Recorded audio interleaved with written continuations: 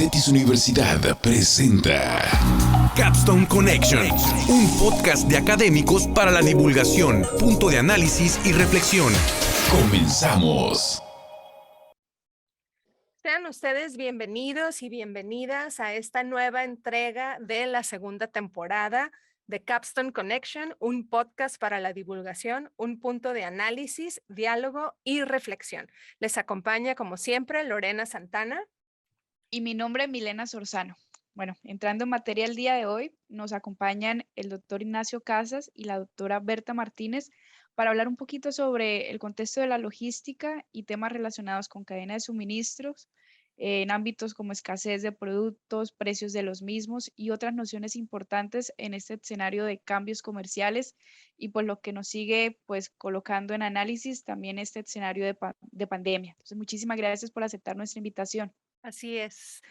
Nos acompaña, como bien dices, estamos de manteles largos porque en este 60 aniversario de Cetis Universidad hemos decidido en esta semana precisamente hablar de uno de los temas que son claves en la logística internacional y nos acompañan dos de nuestros expertos en el sistema de Cetis Universidad en temas de logística internacional. Y me voy a permitir presentar a nuestro primer rockstar, en la logística, como decimos, y en comercio internacional, y la doctora Milena presentará a nuestra segunda invitada.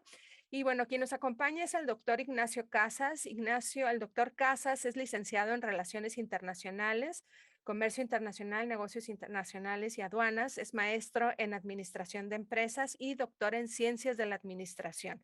El doctor tiene además un diplomado en aspectos jurídicos del comercio exterior, así como otros más en negocios internacionales y un tercero en accesos a los mercados para los productos no agrícolas en la Organización Mundial del Comercio. Ha desempeñado numerosos cargos de gran importancia a lo largo de su carrera, entre los que se pueden mencionar profesor de estrategias de distribución y legislación comercial en distintas universidades, así como asesor de Dirección General del Gobierno del Estado de México, como agente de capacitador en programas empresariales, profesor e investigador de Cetis Universidad, especializado en negociaciones comerciales internacionales y en la gerencia de la oficina de la Ciudad de México de MexiWorld en Logistics. Muchas gracias por tu tiempo, doctor Ignacio Casas. Muchas gracias y muchas gracias por la invitación y encantado por estar aquí con ustedes. Gracias, doctor Ignacio. En esta misma línea, en esta misma dinámica de presentación, pues en cuanto a la trayectoria profesional de la doctora Berta Martínez, podemos mencionar que tiene una carrera en Ciencia y Tecnología del Instituto de Tecnología de la Universidad de Georgia y tiene 2 doctorados también, uno de ellos en Administración de Negocios y otro más en Ciencias Administrativas de la Universidad Autónoma de Baja California. La doctora Martínez ha tenido igualmente numerosos cargos importantes, entre ellos coordinaciones académicas, jefe de investigación de mercados y todo esto tanto en el ámbito académico, institucional y también en la industria.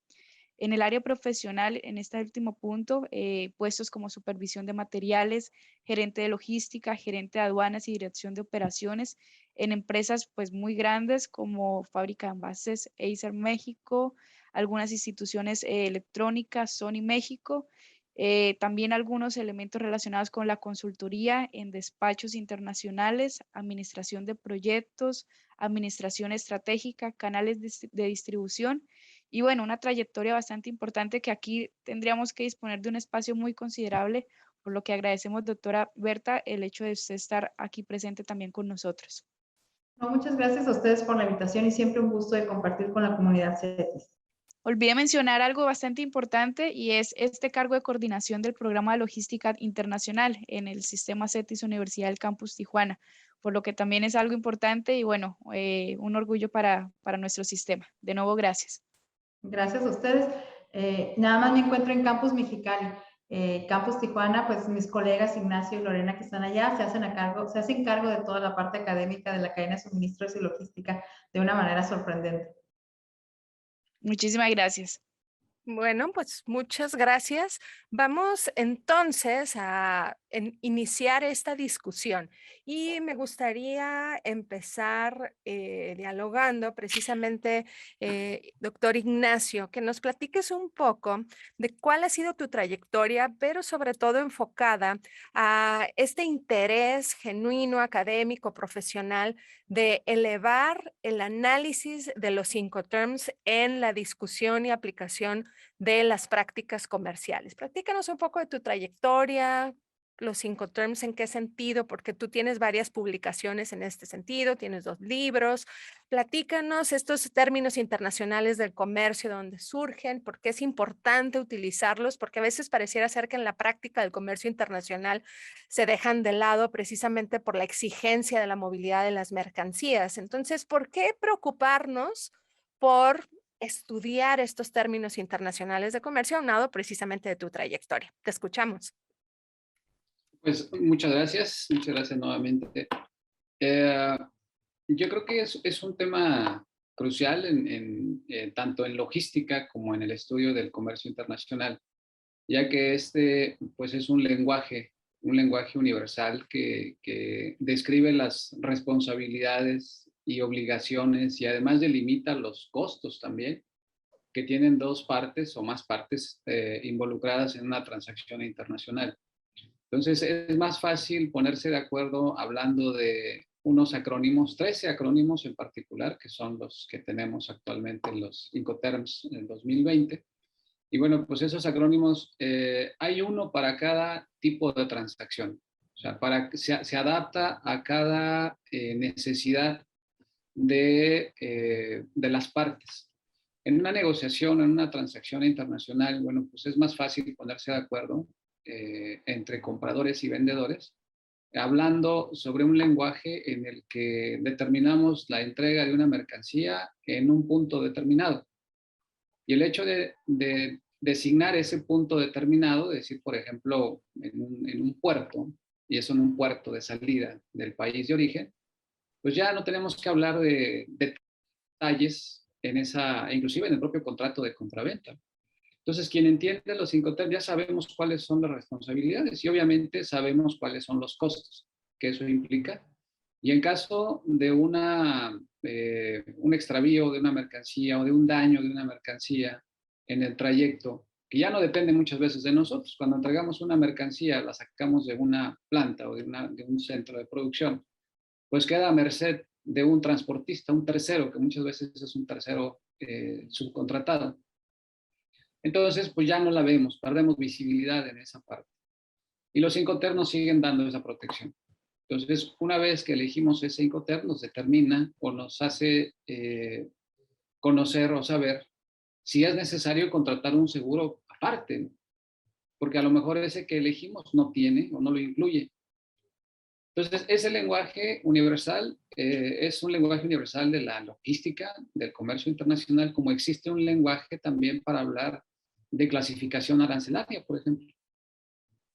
Los dos son temas muy importantes y los dos inciden también en algo que es o que tiene que ver con la valoración aduanera, con el pago de contribuciones de comercio exterior. Entonces, una buena determinación o una buena negociación de un término internacional de comercio pues nos quita muchos problemas, nos lleva a negociaciones internacionales sanas y bueno, pues eso nos define una buena logística en una negociación comercial internacional. Entonces, eso lo llevamos a textos, lo llevamos a libros, lo escribimos. Y bueno, pues derivado de la experiencia también que hemos vivido en empresas del día a día, ¿no? Donde vemos las necesidades del conocimiento.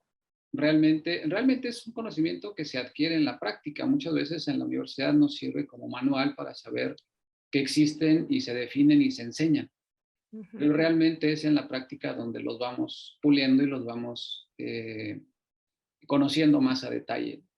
Entonces, una vez que se experimenta con la práctica del día a día, bueno, pues entonces tienen más elementos para poder tomar casos prácticos y entonces pues manifestarlos en un libro, en un texto y plasmarlos allí precisamente para que los estudiantes pues lo vean ya de una forma más práctica y no sean tan ajenos a ellos cuando lleguen al campo laboral.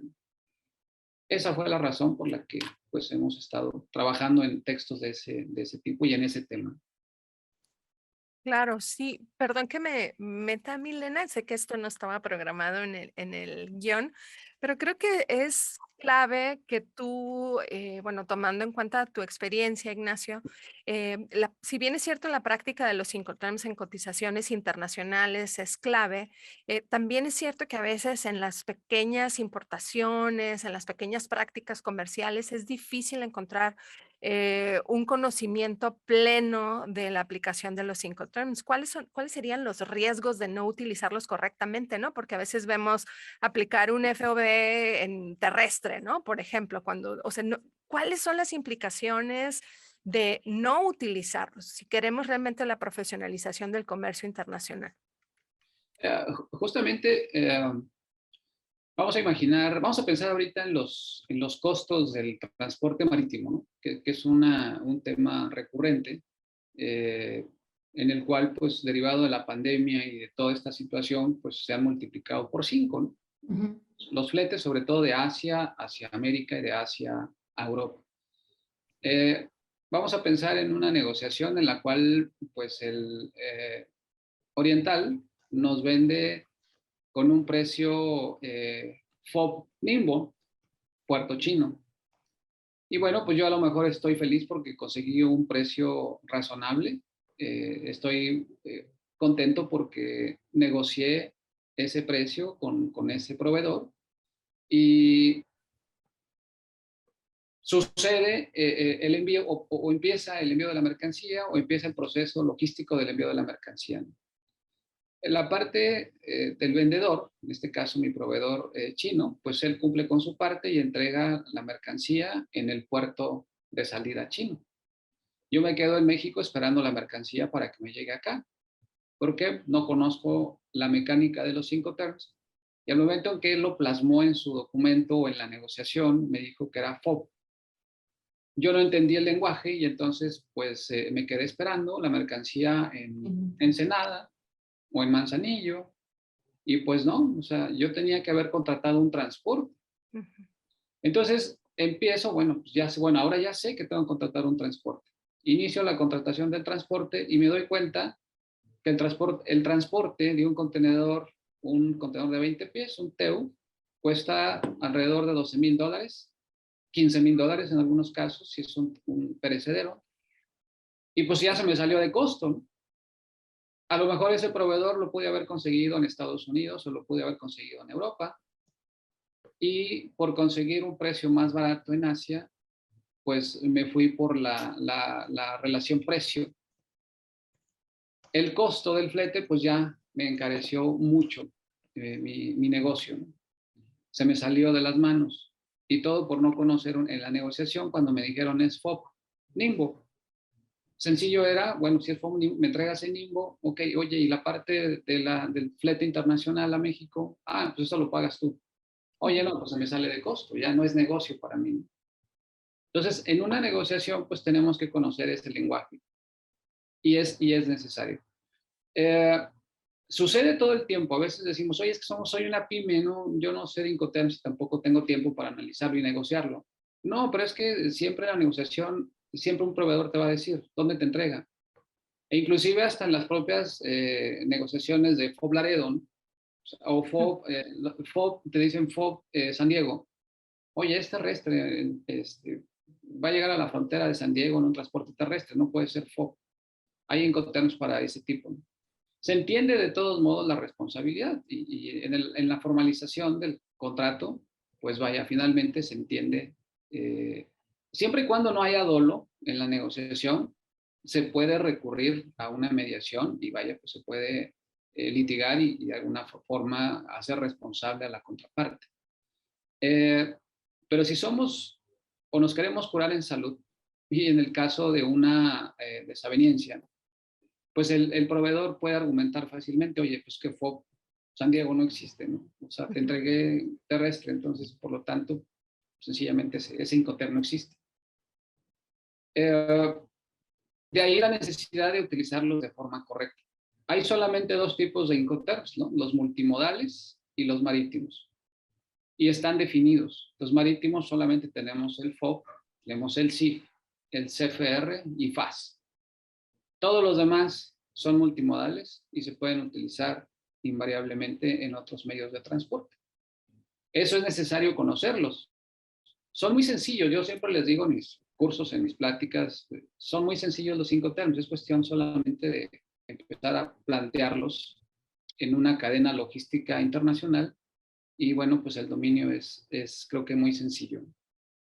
Pero bueno, pues es parte de lo que tenemos que inculcar en esta cultura de los negocios internacionales. Milena, no te escuches. Ya está, ¿verdad? Ahí está. Ok, va. Ignacio, ya habías terminado, ¿verdad? Sí, ya. Ok. No, y es que me está saliendo ahí como el arito a veces de perdí conexión, pero ok, ya está. Ok, en este sentido, pues, doctor Ignacio, muchísimas gracias. En la medida que Lorena menciona este aporte, aquí es importante, creo yo, destacar que los tres participantes, de los cuatro, tres participantes, tanto la maestra Lorena, la doctora Berta, el doctor Ignacio, son expertos en esta área de la logística. Entonces, yo aquí encantada de estar aprendiendo. Entonces, para sus intervenciones, ustedes no se preocupen allí por ello. Creo y coincido en esta cuestión de que conocer estos elementos de la coordinación, la gestión, el transporte de bienes y de bienes en general, nos quita problemas, como el mismo doctor Ignacio lo menciona hace un momento. Y también en las cuestiones de articular y de vincular la academia con la práctica, el hecho de pues estos aportes teóricos y estas formas de divulgar el conocimiento. Por lo que también en este aspecto me parece importante hablar un poco de las publicaciones que la doctora Berta ha generado en los últimos meses. Una de ellas, el comercio minorista, se va al lado oscuro. Otra de ellas, 3 lecciones post-pandemia en logística internacional. Y también recientemente los sistemas de información logísticos para la toma de decisiones, todos publicados en medios nacionales e internacionales. Por lo que la siguiente pregunta también estaría dirigida en esto de conocer un poco la trayectoria profesional suya, doctora, y esta articulación y esta forma también de divulgar el conocimiento. Pues bueno, primero que nada, pues mi pasión siempre estaba en la logística y lo fui descubriendo pues a través del tiempo. De hecho, yo soy egresado de CETIS Universidad de la primera generación de negocios internacionales, ya hace algunos años.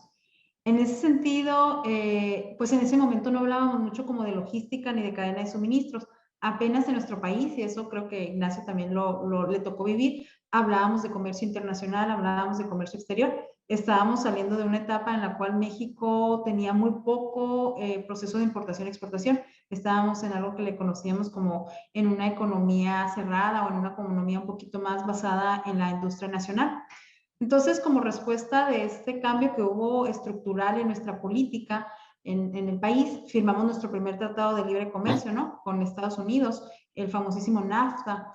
Entonces, en ese momento, los profesionistas que empezábamos a egresar, nos tenemos que enfrentar a este nuevo panorama del comercio internacional, del comercio exterior, y a trabajar en las áreas de las cadenas de suministro, que en ese momento el concepto creo que todavía no lo teníamos tan desarrollado como lo tenemos ahorita, pero sí empezábamos a hablar de logística y de logística internacional, porque la logística nacional pues ya la hacíamos por mucho tiempo, ¿no? O sea, teníamos envíos dentro de nuestro territorio nacional, sabíamos manejar nuestros inventarios, sabíamos toda la parte de la distribución, pero a nivel país, ¿no? Entonces, cuando firmamos este primer tratado, que después empezaremos a firmar muchos, y pues actualmente ya sabemos que tenemos que 14, y por ahí hoy amanecimos con la noticia de que a lo mejor el TEMEC tenía un nuevo integrante. Veremos si es fake news o no, ¿no? Si es real o se puede hacer, pero no, así es.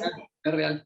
Es real, dice Ignacio que es real, ¿no? Entonces, pues vamos a ver qué es lo que va a suceder. Entonces, con esto que estamos platicando inclusive, nos damos cuenta que la logística se vuelve como este campo de acción que crece y es como en movimiento constante, ¿no? Entonces, en este movimiento constante, pues yo me voy absorbiendo, me voy metiendo, la logística internacional se hace mi pasión hasta que por muchos años se va desarrollando y llego a las cadenas de suministro, ¿no? El concepto de cadena de suministro también se va desarrollando, aunque no es tan nuevo, se va desarrollando, y pues hoy por hoy todo el mundo escucha, habla, medio tiene una noción de cómo funcionan estas cadenas de suministro, ¿no?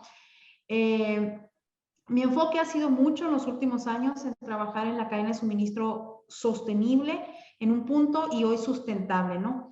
La sustentabilidad que la debemos entender como esta parte de tener el cuidado del medio ambiente para que las generaciones futuras puedan asegurar, pues ahora sí que su supervivencia y la calidad de vida como la que tenemos actualmente, y también ocuparnos de la calidad de vida, ¿no? No nada más del medio ambiente, sino de la calidad de vida. En este sentido, las cadenas de suministro hoy por hoy tienen que enfocarse muchos de sus esfuerzos, no nada más a lo que por mucho tiempo estuvimos haciendo, ¿no? Lo que conocemos como los just in time, los que conocemos como las 7 R's de la logística, ¿no? The right price, the right product, the right quantity, sino que también tenemos que trabajar en modelos que nos estresan, pero no nos estresan de manera negativa, sino que nos llevan, nos invitan de una manera como muy fuerte, palpante, a entender cómo lo vamos a hacer, pero ahora desde la sostenibilidad. Inclusive el doctor Ignacio ayer en sus redes sociales compartía un video del platooning, ¿lo dije bien? ¿El platooning que se llama? El platooning, que es una nueva forma en cómo están trabajando en países como Alemania, que tiene que ver algo muy chiquitito, ¿no? Que tiene que ver en cómo los camiones, los tractocamiones, cuando van en carreteras, se alinean. Y yo pensé aquí, fíjate Nacho, en las aves, ¿no? Se alinean como el vuelo de los pájaros. El pájaro de enfrente va haciendo un mayor esfuerzo porque va cortando el aire, pero luego ese pájaro se pasa hacia atrás para que venga el siguiente, y esfuerzos, pues los tractocamiones en Alemania, seguramente en algunas partes de Europa, ya están trabajando con estos conceptos de platooning, en donde buscan cómo eficientar el uso de sus combustibles y el manejo en carretera, acomodando los tractocamiones de una manera como muy estrecha o muy junta, para que la fricción del aire y el esfuerzo que está haciendo el primer camión vaya apoyando al que sigue y al que sigue, ¿no? Entonces, este concepto que dimos aquí nada más como un breve ejemplo, son las cosas que dentro de nuestras cadenas sustentables tenemos que empezar a trabajar. No nada más desde la parte del cuidado de la ecología, creo yo, sino también desde el involucramiento de la sociedad en lo que le llamamos, por ejemplo, el fair labor, ¿no? El trabajo justo, ¿no? Que estas cadenas de suministro puedan provocar que las leyes, tal vez, que las condiciones de trabajo en los países en los cuales estés tú trabajando, estés tú operando, pues cumplan con los estándares internacionales que tenemos, ¿no? Por ejemplo, buscar cadenas de suministro que integren el trabajo de la mujer desde una perspectiva respetando los derechos humanos, desde una perspectiva de una igualdad de género, de un salario justo por su trabajo.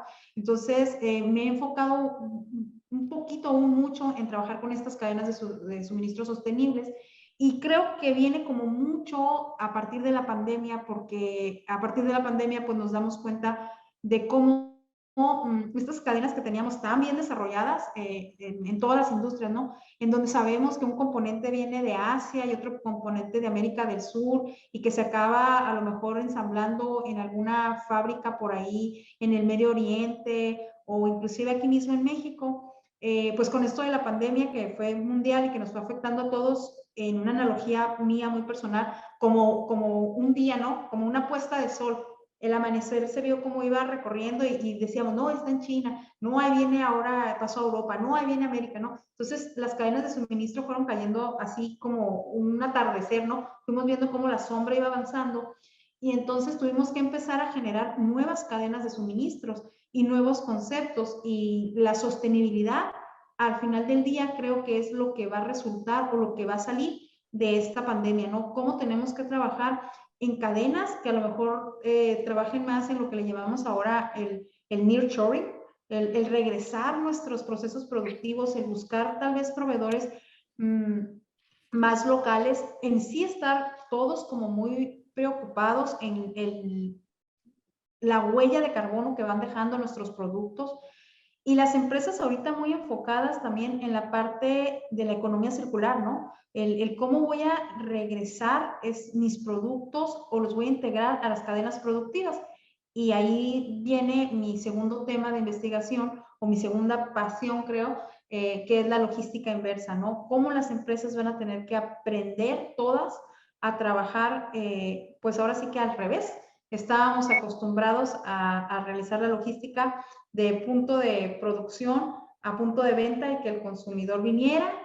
Durante la pandemia entendimos la última milla y la estamos desarrollando muy bien, llevarlo hasta su casa, pero ahora necesitamos encontrar esos millones de productos que andan por ahí en lo que les llaman los landfills, ¿no? En los basureros, en el fondo del mar, en tantos lugares que vemos, ¿no? Que las botellas de plástico, los cases de los teléfonos, las computadoras mismas, todo esto que por mucho tiempo hemos estado como trabajando desde la parte de la cultura, las empresas ya lo van a tener que ver desde una parte económica. Hoy por hoy, por ejemplo, tenemos un shortage de producción de microchips, ¿no?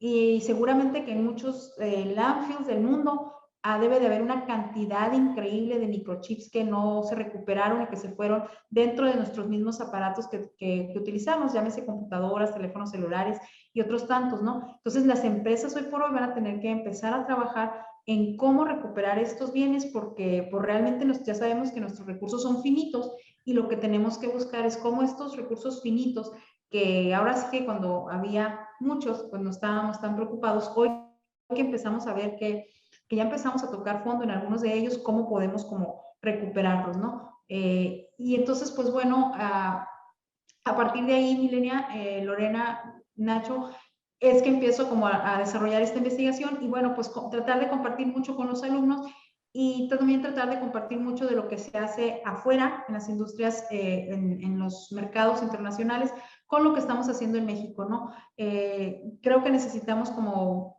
pues algo muy mexicano, ¿no? Ponernos las pilas para alcanzar lo que ya en otros países se está haciendo, en otras regiones del mundo y realmente generar cadenas de suministro sustentables y trabajar mucho en la logística inversa, no nada más de la parte valorar, sino también que la empresa entienda que tiene que ver con una cuestión económica, ¿no?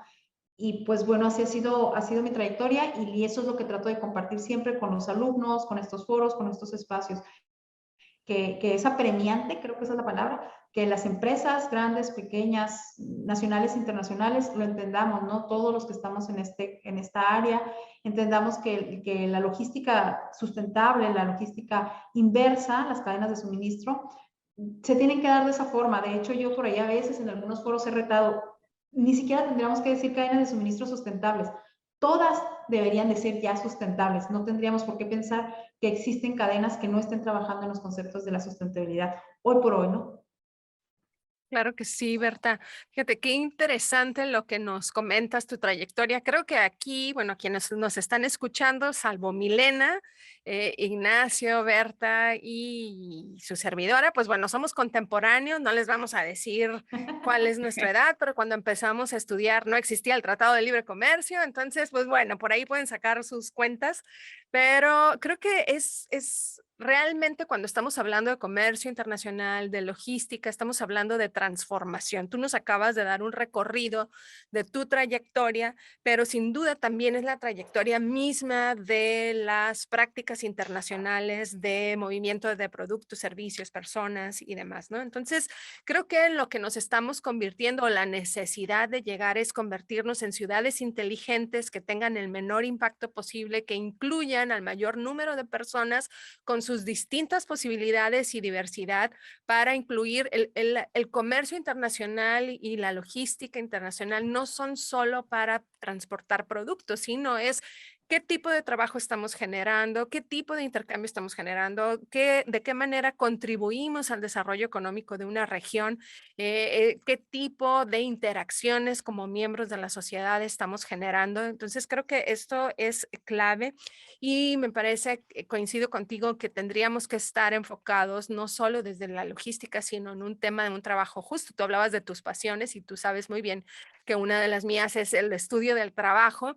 Entonces, sin duda, hablar de un trabajo justo, de condiciones equitativas, hombres, mujeres, padres de familia, madres de familia, personas con capacidades físicas que se vayan a los trabajos adecuando a las capacidades físicas de las personas es clave, y no solo en temas de logística, sino en todo, pero la logística demanda de precisiones, de tiempos muy específicos que tendríamos nosotros que estar trabajando hacia ello. Muchísimas gracias. Y justo con esto me gustaría, Nacho, preguntarte, bueno, Nacho es para los amigos, es el doctor Ignacio Casas.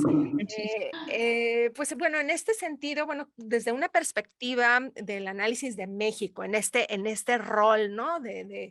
En este concierto de naciones, cuando empiezas a estudiar comercio internacional, ¿no? Que estamos hablando del concierto de naciones. Bueno, ¿cuál es la situación actual de México ante el comercio internacional y la cadena de suministros a nivel global? ¿Y cuáles han sido estas alteraciones que se han vivido en el 2021? ¿Qué nos puedes platicar por ahí, Nacho?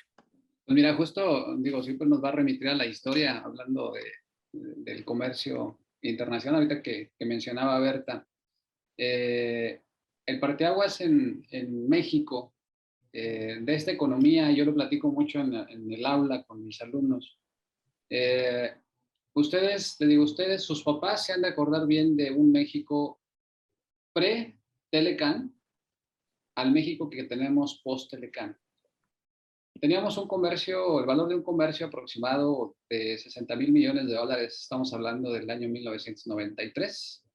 Y la mayor parte de ese comercio era exportación de productos petroleros. O sea, veníamos de una política de restricción de las importaciones y obviamente enfocada o totalmente alineada en una política de explotación petrolera.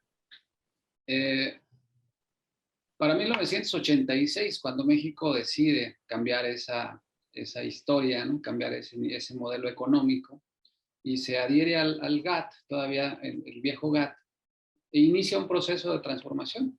Y culmina con la cereza del pastel, que fue justamente la firma del Telecán en 1909. Bueno, inicia en 1994, en 1992 inicia la negociación. Y en 1994, pues inicia este proceso de apertura comercial. Vemos la diferencia, un crecimiento de casi o más del 600% en el crecimiento del comercio. En el año 2019, tuvimos un comercio que llegó a más de 900,000 millones de dólares, el valor del total del IMPO-Expo. Se redujo un poco, obviamente estábamos en 2019, todavía la pandemia, hay que recordar que fue pues, en diciembre, entonces iniciamos enero 2020 con lo fuerte de la pandemia.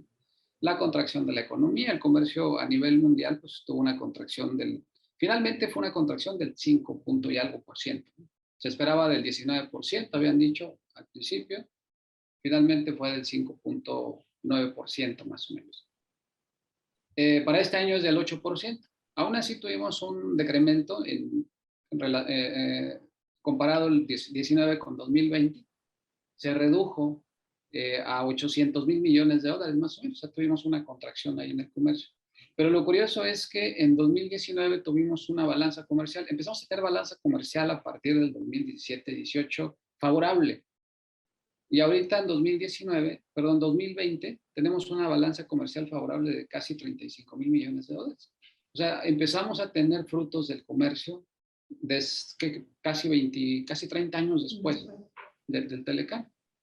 Todos estos años previos habían sido una balanza negativa, que no tiene nada de malo, ¿no? Desafortunadamente siempre nos enseñan que pues balanza favorable, bueno, balanza negativa, exportaciones buenas, importaciones malas.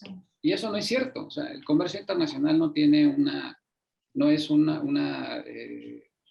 blanco y negro, ¿no? O sea, el comercio internacional las importaciones sirven para alimentar a las cadenas de suministro y alimentan a las cadenas para exportación. México es un país que exporta. De hecho, si analizamos las estadísticas, la integración nacional ni siquiera llega al 40%. La mayor parte de lo que se exporta es productos que vienen de importación. Somos parte de una cadena de suministros que alimenta a otra cadena más importante, el mercado más importante del mundo. sigue siendo Estados Unidos y lo va a ser todavía por unos buenos lustros más, a pesar de que China pues trae este crecimiento constante. Somos parte de esa estructura de Norteamérica y eso ha hecho por inercia que México ha estado creciendo en ese sentido. Ya si nos metemos al detalle de que ha traído pobreza y que la globalización ha generado desigualdad y demás, ese es otro discurso. Pero macroeconómicamente podemos ver una transformación de México de los años 80 a la actual. Tan solo lo vemos en la forma en que vestimos, en el carro que usamos, en el combustible que consumimos, en las bebidas que tomamos. Tenemos diversidad de productos que vienen de diversas partes del mundo. Nos guste o no nos guste. Que si le ha pegado a sectores de la economía, tal vez, así es la competencia. ¿Ha habido oportunidad para que la industria nacional se adapte? Pues no lo sé, habría que ver las políticas públicas. Todo indica que han faltado políticas públicas para poder adaptar a esos sectores que han sido desprotegidos, como dicen ellos. Pero también la evidencia sugiere que aquellos países en los cuales se han protegido a esos sectores, pues han sido contraproducentes. Y de hecho, si vemos los sectores más protegidos, por ejemplo, el textil, el calzado, han sido de los más afectados, inclusive protegidos con aranceles elevados.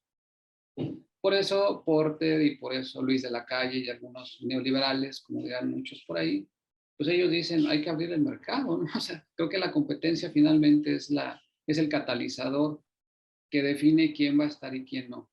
Pero algo que sí es bien importante y Porter lo señala, también debe de haber políticas de Estado que vigilen pues el comercio, las malas o eviten las malas prácticas del comercio internacional y estar atento a esos cambios.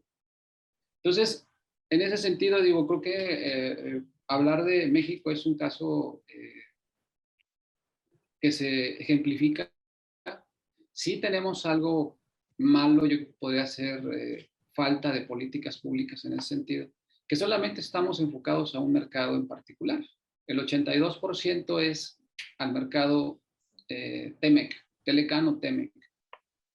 El resto es para los otros 12 o 13 tratados que tenemos. Entonces falta diversificación.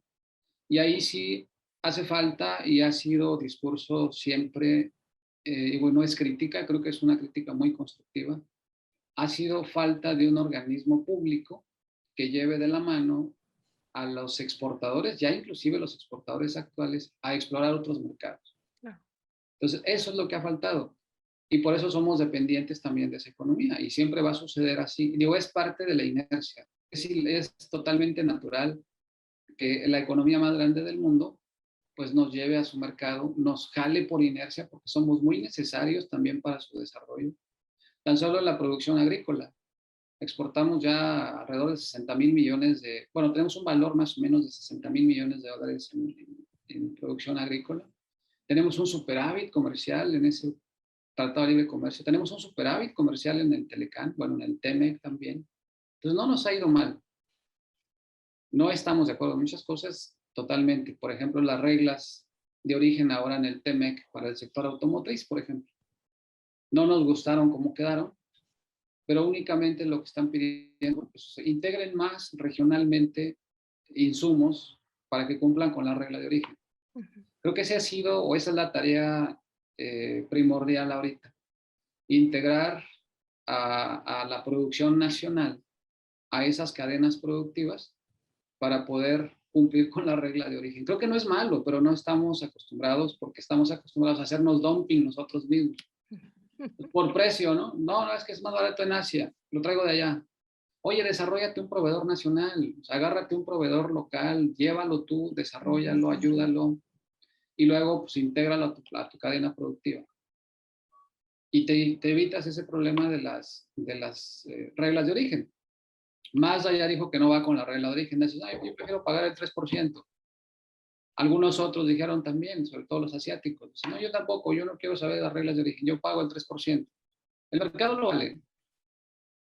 Pero, pues bueno, finalmente, pues es su decisión.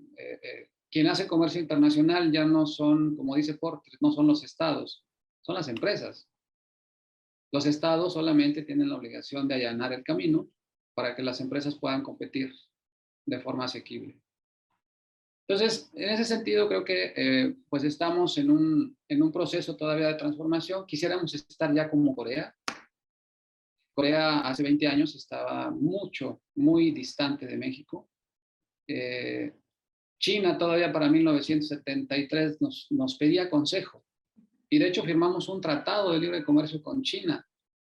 Después de la integración de China a su asiento, la recuperación del asiento en el Consejo de Seguridad de Naciones Unidas, México fue uno de los promotores de que China continental regresara a formar parte del Consejo de Seguridad. Le correspondía ese lugar y no Taiwán. Bueno, pues como pago, como favor, China dice, oye, pues somos amigos, vamos a firmar un tratado. Y se firmaban tratados como en aquel tiempo, que eran tratados pues así de cuates, ¿no? De buena voluntad y de amistad y demás. Pero se firmó un tratado comercial y tenemos un tratado comercial vigente con China. Muy somero, muy simple, pero es un tratado que de acuerdo a los derechos, a la ley de tratados, pues podemos reactivarlo y modernizarlo. Sigue activo. ¿Podemos hacerlo? ¿Quién sabe? El TEMEC nos puso un candado. No podemos firmar tratados con países que no sean de libre mercado. Así dice el 3210 del propio TEMEC. Pues en ese sentido no sabemos si lo podemos actualizar. Pero por otro lado, ante un sistema multilateral de comercio también que está, pues yo diría que en stand-by, muchos dicen que está colapsado, muchos dicen que no está funcionando. El OMS obviamente dice que sí está funcionando, que nada más que se está negociando en Doha y que pues, no se han puesto de acuerdo en el tema de las subvenciones a la pesca y de las subvenciones a la agricultura y otros temas ahí que los están metiendo trabas. Pero el caso es que no han avanzado. Entonces, mientras no avanzan y ese monstruo enorme no se mueve, o para moverse necesita toda una maquinaria para poderse mover, mientras el regionalismo se está moviendo por debajo del agua. Y China está firmando acuerdos, ya firmó un acuerdo con la ASEAN, el tratado más grande que integra más del 98% del comercio de Asia, ya está integrado, está integrado por China, Japón, Nueva Zelanda, Australia, pues todos los más importantes de la región. Y ellos van a competir ahora a nivel mundial. Nosotros seguimos con el TEMEC. Ahora que Gran Bretaña pidió o planteó la intención de integrarse al TEMEC, bueno, pues un integrante más, ¿no? Ojalá nos sirva también para tener un lugar más donde diversificarnos. Gran Bretaña también planteó su intención de pertenecer al TIPAT, uno de los tratados más grandes del mundo ahorita, que abarca no solamente a la zona Asia, sino a toda la región, del cual México también es parte. Estados Unidos se fue, no quiso ser parte con el gobierno anterior. Entonces el mundo se está moviendo, pero se está moviendo ya de una forma más localizada, una forma más, así como las cadenas de suministro se están deslocalizando, se están replanteando ante esta pandemia, que exige obviamente atención más eficiente, más rápida, y un e-commerce que ya no pide cantidades estratosféricas de mercancías, ahora es unitario. Bueno, pues el regionalismo está viendo esos cambios y se está adaptando a ese contexto o a esa necesidad particular de la región. Entonces, México lo está viendo, creo que bien, lo va leyendo bastante bien. Solo esperemos que, bueno, pues se adapten. Y una de las exigencias es que México flexibilice su legislación, porque ingresar o importar una mercancía a México es de los países más complicados que existen a nivel mundial. Y eso lo reconoce todo el mundo.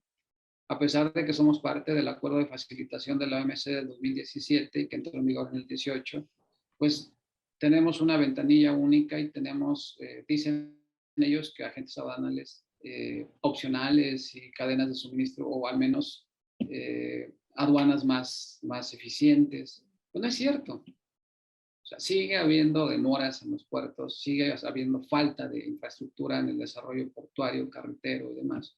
Y eso encarece los costos. Entonces, ante unos fletes caros ya de por sí, por la falta de equipos, más los costos logísticos en México, pues eso obviamente nos deja desventaja, ¿no? Entonces, hay muchas cosas que hacer todavía, pero pues eso lo haremos ya. La única forma de nosotros podernos escuchar o hacer escuchar, pues es escribiéndolo y publicándolo y criticando, ¿no?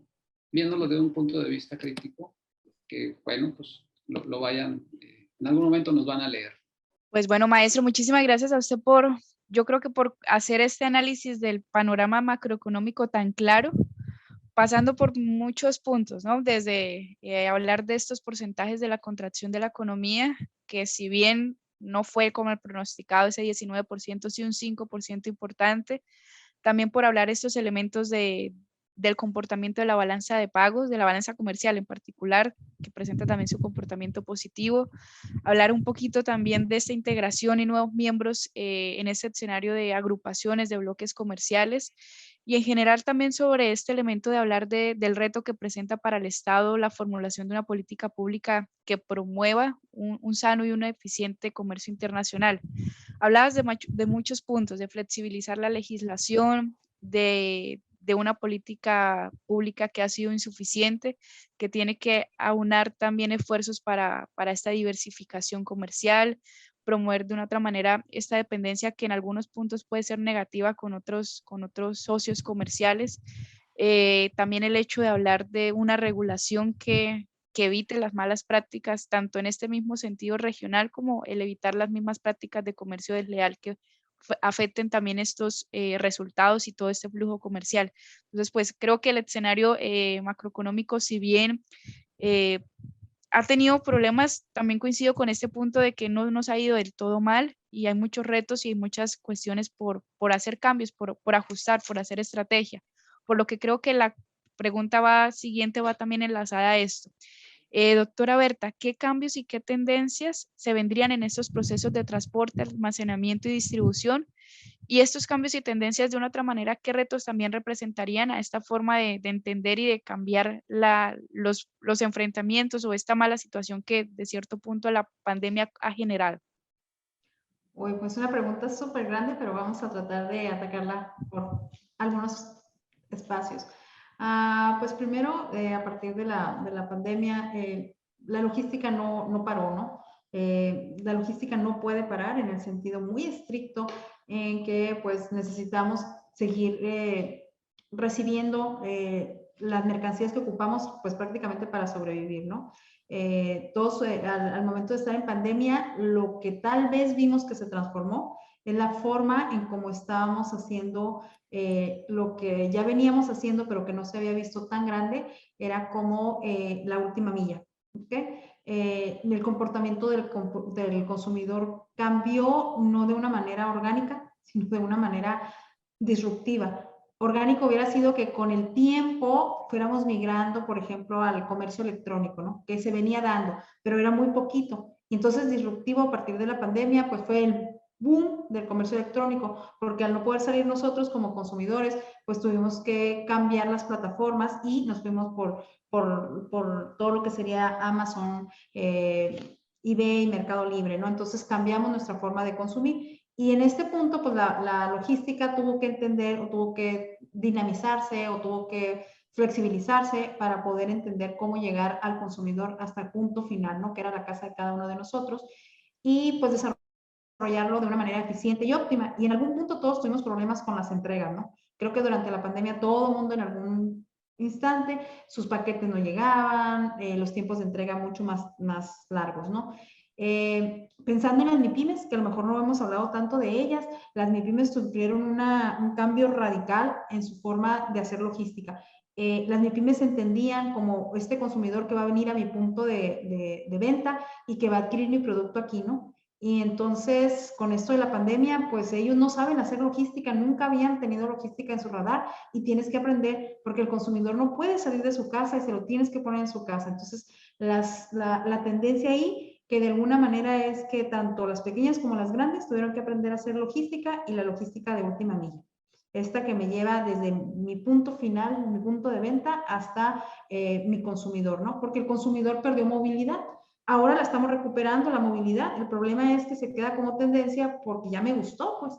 O sea, ya vi que sí se puede, entonces quiero seguir recibiendo estos productos en mi casa, quiero seguir consumiendo desde mi casa y pues se vuelve una tendencia que se queda, ¿no? El e-commerce creció, las estadísticas dicen, ¿no? Que de una manera que nos pone entre 6, 8 y hasta 10 años en el futuro, ¿no? O sea, la tasa de crecimiento es como si en este año y medio que vivimos de pandemia, hubiéramos pasado 10 años para que nos migráramos a estas plataformas electrónicas.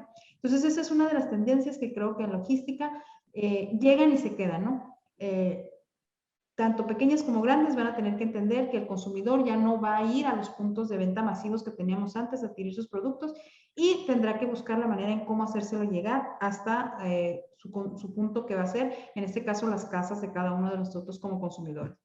Otra de las tendencias como un poquito más macro que vamos a encontrar es que mucha de la materia prima, decíamos que las grandes fábricas del mundo estaban en Asia, ¿no? Y entonces todos los productos, o ya lo comentaba inclusive el mismo doctor Casas ahorita, que México, por ejemplo, para producir, importa mucho de estos países de Asia para su producción y luego la manda a Estados Unidos. Y con esto de la pandemia, pues nos dimos cuenta que el tener la fábrica mundial o el tener todas las fábricas mundiales, específicamente de lo eléctrico, electrónico y mucho de lo textil, en Asia, pues no es tan buena idea, porque si volvemos a tener una crisis sanitaria como la que acabamos de pasar o otro tipo de crisis, nos metemos en problemas. Y entonces ahí viene esta parte que también decía Nacho de cómo se empiezan a mover los sectores políticos, porque también vamos a empezar a mover las cadenas de suministro en esta dinámica de localizarlas no en un solo punto, sino encontrar puntos estratégicos para empezar a crear ahora sí que plan B, plan C y plan D, todos los que ocupemos, ¿no? Si vuelve a ocurrir. Entonces esa tendencia también creo que se queda y las cadenas de suministro no quiero pensar que se van a acortar, pero creo que van a tener que aprender a quitar y poner o quitar y modificar eslabones, poder ser más flexibles para que, de nuevo, si nos llega a suceder algo parecido, podamos seguir operando sin estresar la situación como la estresamos ahorita. Algo que a lo mejor no hemos tocado, pero tenemos un problema bien grande ahorita en logística, que es que los precios de los fletes, de los contenedores, por ejemplo, que vienen de Asia a Estados Unidos o a América, pues su precio ha aumentado. Estabas hablando que antes de la pandemia, no sé, por un contenedor estabas pagando $3,000 y ahorita han salido noticias de 12,000, 14,000, de clientes, de amigos míos que están en la industria que dicen, sí, estoy pagando $10,000 por un contenedor. Entonces, aquí el precio de los contenedores pues ha aumentado muchísimo y obviamente eso va a afectar en el consumidor final, ¿no? En el bolsillo de nosotros. Entonces, el mercado va a responder a estos costos y la cadena también va a tener que responder a estos costos porque definitivamente, pues ahora sí que hay que reajustarlo, ¿no? Entonces, esto provocado por lo mismo de la pandemia, tuvimos puntos en los cuales China no producía porque estaban ellos en la cuarentena y nosotros seguíamos produciendo y luego dejamos de producir en otros mercados y China empezó a producir. Entonces, eso hizo que lo que de alguna manera teníamos un flujo ya entendido, empezó como, ahora sí que como una canción de rock, como con picos, ¿no? O sea, el beat subió y bajó, entonces esto hace que ahorita tengamos una crisis de contenedores, por ejemplo, muy fuerte, que es lo que está generando estos precios.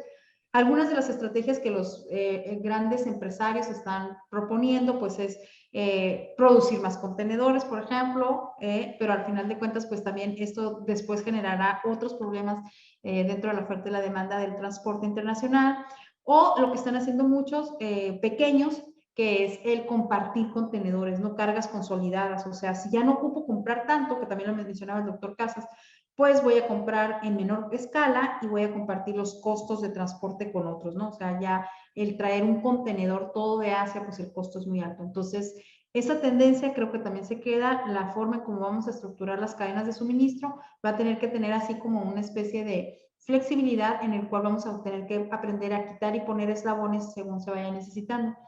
Y algo que nos ha como movido mucho el tapete a todos, que creo que sería un tema de discusión como para otro momento, y me encantaría que fuera también con el doctor Ignacio, porque ama el comercio internacional y esa es como su pasión. En la parte del regionalismo vemos cómo desde la parte política se empieza a planear algo, pero creo que también desde la parte comercial, desde la parte de las cadenas y los consumidores, también estamos tratando de, en este nuevo panorama, volver a algo que le llamamos lo local, como más local, como que no todos mis productos quisiera que vinieran de fuera, como que no todo debería de estar hecho tan lejos de mí, como que estas cadenas que fuimos como estirando y estirando y estirando, a lo mejor después de la pandemia surge por ahí estas nuevas tendencias, estas nuevas ideas, de volverlas un poco más locales, ¿no? De la proveeduría local que mencionaba el doctor Casas, del consumo más local, y esto en cadena de suministro y en logística, pues nos va a dar un giro, ¿no? O sea, nos va a regresar a lo mejor a aprender otra vez a hacer lo que hacíamos a lo mejor en algunos años atrás, ¿no? Un ejemplo chiquito que comento mucho en clase, digo, por muchos años existió el famoso lechero, ¿no? El que te dejaba la leche en tu casa y la leche era fresca, ¿no? Ahorita la leche que tomamos no quiero ni pensar, ¿no? O sea, ¿cuánto tiempo tiene ya dentro de un refrigerador? Y hay una nueva como tendencia de buscar estos productos más frescos, más locales, de trabajar con proveeduría más regional. Entonces, no sé si los países van a empezar a alinearse con estos conceptos a nivel macro, como lo comentaba el doctor Casas, pero sí creo que las cadenas empiezan un poquito a responder a esto, y en consecuencia, pues la logística va a tener una necesidad de transformarse para aprender a trabajar, no a lo mejor en estos grandes sistemas de logística, sino a lo mejor volverlos un poquito más, no quiero decir pequeños, pero sí más construidos o más reducidos a un espacio. Sí, muy bien. Muchísimas gracias, Berta. Sin duda esto requiere de una transformación y bueno, pudiéramos estar hablando casi todo el día, les aseguro, de estos temas, porque además se derivan implicaciones económicas, implicaciones sociales, implicaciones también de patrones de consumo en lo individual, como decimos, ¿no? ¿Quién es el consumidor final? Cómo le impacta o cuáles son los patrones de consumo incluso para distintas generaciones. Es sin duda un tema que puede ampliarse muchísimo. Lamentablemente siempre tenemos las condiciones del tiempo y me gustan mucho las analogías que hiciste, Berta, sobre todo, por ejemplo, con el ocaso del sol, y así veíamos cómo fue, ¿no? En la cadena de suministros, y ahorita que hablabas de la música, pues podemos decir que la logística, el comercio y la logística internacional sin duda tiene unos riffs bien intensos, ¿no? Cuando estamos hablando de música, de rock. Muchísimas gracias. Milena, ¿alguna reflexión final que quieras compartirnos siempre con esta sagacidad que te caracteriza? Bueno, pues yo reitero que los pro de la logística son ustedes. Es un gusto escucharlos. Para las personas que vayan a escuchar, yo creo que van a coincidir en el punto de que se siente la emoción, maestra Lorena, se siente la emoción del tema de la logística, doctora Berta, doctor Ignacio. Entonces, todos estos elementos yo creo que están muy enlazados a lo que hemos estado defendiendo y divulgando en cada una de nuestras entregas. Los cambios, las transformaciones que estamos viviendo desde hace 17, 18 meses más o menos, avances que no habíamos logrado en mucho tiempo, muchos esfuerzos, a pesar del escenario negativo, también la pandemia lo ha impulsado y ha generado cosas positivas. Entonces, los retos también están bien por una parte de esta cuestión de hablar de política pública, de esa figura del Estado, también desde la academia, desde el sector empresarial y también desde estos ámbitos de población civil, podemos aportar con compras inteligentes, con estas cuestiones de promover la sostenibilidad y pues todos estos cambios que también están dirigidos al tema de la economía social, la equidad, al bienestar de la población que hemos estado tocando en entregas anteriores. Entonces, muchísimas gracias para todos, muchísimas gracias por su tiempo. Al contrario, un gusto siempre compartir. Un saludo a Tijuana, Nacho, Lore. Muchísimas gracias y recuerden, Capstone Connection. Esto fue Capstone Connection, un podcast de académicos de CETIS Universidad para la divulgación, punto de análisis y reflexión.